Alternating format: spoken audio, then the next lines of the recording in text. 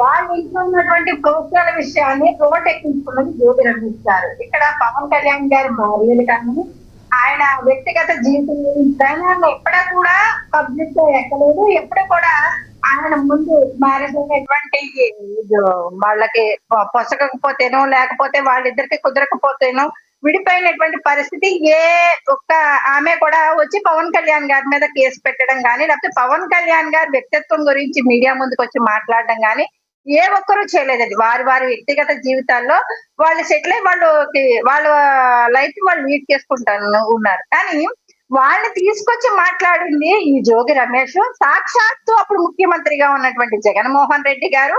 జగన్మోహన్ రెడ్డి గారు ఏదైతే మాట్లాడతారో ఆ బ్యాచ్ అందరూ కూడా చూసుకుంటే జోగి రమేష్ గారి దగ్గర నుంచి చూసుకుంటే అందరూ కూడా పవన్ కళ్యాణ్ గారిని వ్యక్తిత్వ హననం చేసి ఏ రకంగా మాట్లాడారన్నది రాష్ట్ర ప్రజలు ఎవ్వరూ మర్చిపోలేదు. ఆ రోజు కూడా పవన్ కళ్యాణ్ గారు సహనంగా వ్యవహరించి ఆయన చెప్పాల్సినటువంటి సమాధానం, నాకు జీవితంలో నాకు కుదరలేనప్పుడు మీరు కూడా చేసుకుంటారా బాబు పెళ్ళిళ్ళు, నాకంటే కుదరక నేను చేసుకోవాల్సి వచ్చింది, నాకు దేవుడు రాసిన రాతో బ్రహ్మ రాతో దాన్ని తప్పించుకోలేము అనుకుంటా అంటారు కదా విధిరాతని అని ఆయన చెప్పడం జరిగింది. ఇప్పుడు మ్యారేజ్ చేసుకున్నటువంటి అన్నా లెజినోవా గారి గురించి కానీ పవన్ కళ్యాణ్ గారు వ్యక్తిగత జీవితం గురించి కానీ ప్రజలందరూ చూస్తూ ఉన్నారు. ఆమె పద్ధతి కానీ ఈయన పద్ధతి కానీ ప్రజలందరూ చూస్తూ ఉన్నారు సార్. దాని గురించి రాష్ట్రానికి వచ్చినటువంటి నష్టం ఏమీ లేదు. ఈ రోజు జ్యోతి రమేష్ గారు కోడలు మేఘనా గారు పెట్టినటువంటి కేసు రామకృష్ణాంజలి గారు చూడలేదనుకుంటా అండి.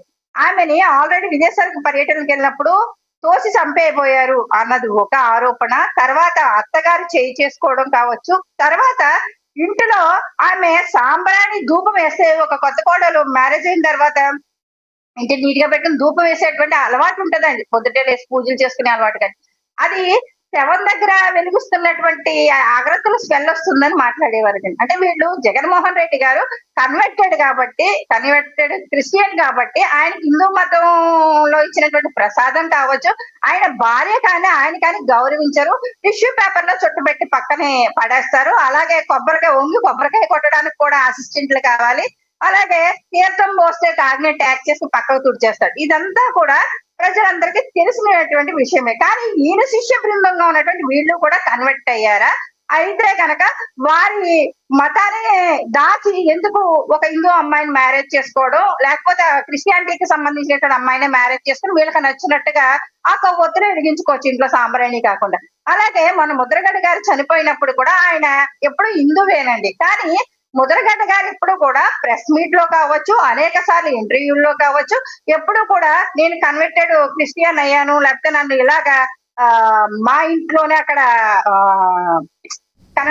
చెయ్యాలి అంటారు కదా, చెప్పలేదు ఆయన ఎప్పుడు ఏ ఇంటర్వ్యూలో. కానీ ఆయన చనిపోయిన తర్వాత తెర మీదకు ఒక అంశాన్ని తీసుకొచ్చారు. ముద్రగడ్డ గారు చనిపోయిన తర్వాత ఇక్కడే ఆయన కప్పమని సమాధి చేయమని చెప్పారు అని చెప్పడం జరిగింది. అంటే ప్రభుత్వ ప్రోటోకాల్ కూడా అది ఏమి అవసరం, రాష్ట్రాలు కూడా అవసరం అవుతుంది అది ఆయన చెప్పారని చెప్పడం. అంటే అనేక విషయాల్లో ఆయన మాట్లాడి ప్రెస్ మీట్ లో కావచ్చు ఇంట్లో చెప్పారు. కానీ ఒక కొత్త శరమైన అంశం తీసుకొని వచ్చారు.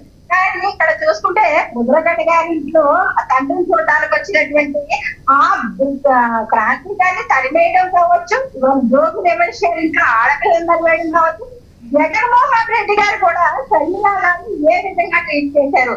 సొంత ఆడబిడ్డని ఇంటిలో పెట్టి తిట్టించినటువంటి పరిస్థితి. అంటే ఒకనొక టైంలో రాజశేఖర్ రెడ్డి గారు బిడ్డే కాదు చంద్రారెడ్డి గారు అని మాట్లాడినటువంటి పరిస్థితి. అంటే చనిపోయినప్పుడు ఆయన ఆయన మాట్లాడినటువంటి మాట్లాడి చనిపోయినటువంటి ఆయన అవమానించాలని నేను అనుకోవట్లేదు, అలాగే షర్మిల గారిని కూడా అవమానించాలని అనుకోవట్లేదు. అంటే ఇద్దరు వ్యక్తిస్తున్నటువంటి వ్యక్తులే కాబట్టి. అంటే రాజకీయంలో జగన్మోహన్ రెడ్డి గారు రోజు రోజుకి ఎంత దిగజారిపోతున్నారన్నది కూడా ప్రజలందరూ కూడా చూసుకున్నారు సార్. దీని మీద డిబేట్ పెట్టాలా వద్దా అన్న దాని గురించి కూడా ఒక మాట చెప్తాను.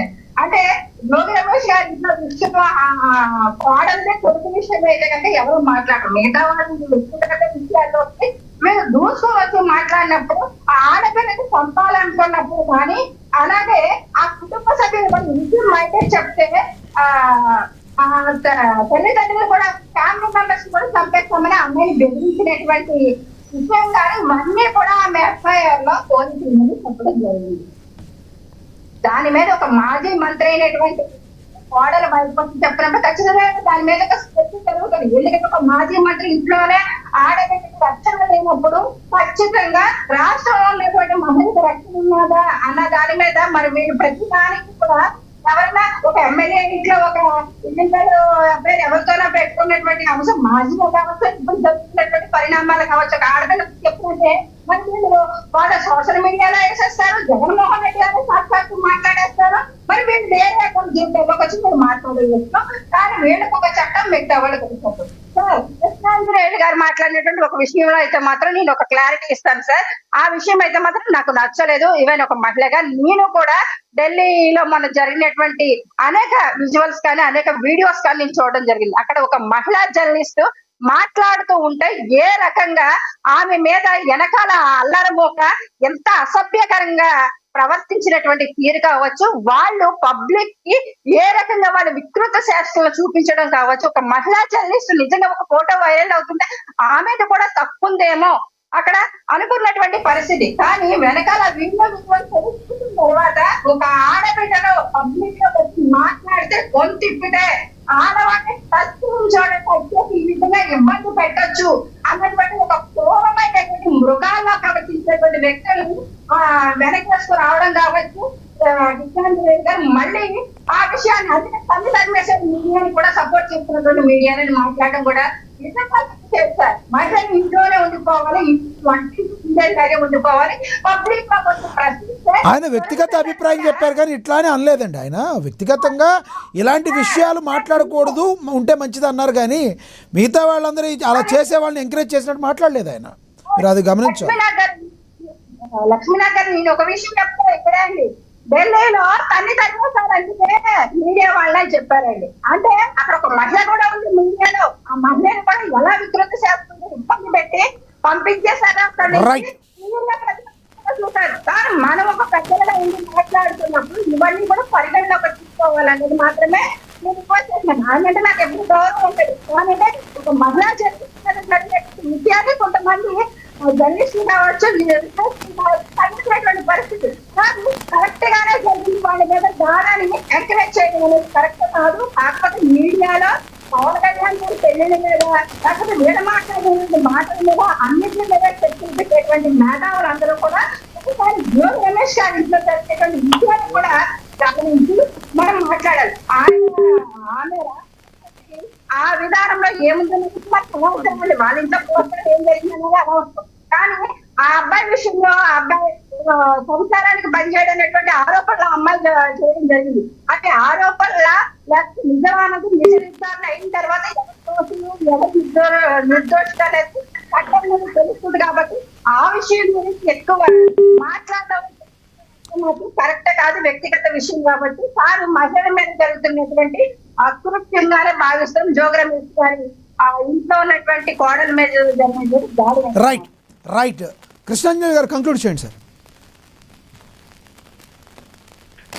ఇక్కడ జోగి రమేష్ విషయాన్ని నేనేం మాట్లాడదలుచుకోలేదు, అది అవసరం లేదని నేను భావించాను కాబట్టి రైట్ రైట్ అది నాకు అవసరం లేనటువంటి వ్యవహారం. ఓకే.